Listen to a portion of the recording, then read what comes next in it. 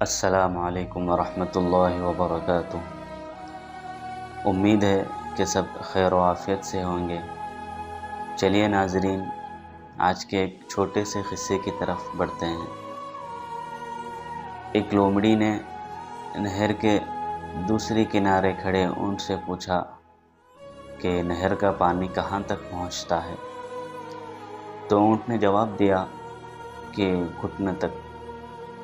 جیسے ہی لومڑی نے پانی میں چھلانگ لگائی، وہ ڈوبنے لگی، کبھی غوطے کھاتی اور کبھی سر باہر نکالتی۔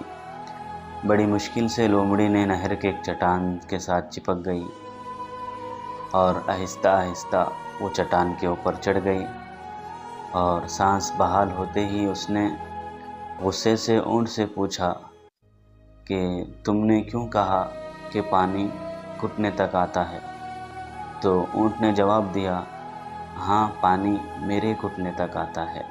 جب آپ کسی سے مشورہ کرتے ہیں تو عموماً وہ آپ کو اپنے تجربات کی روشنی میں جواب دیتا ہے۔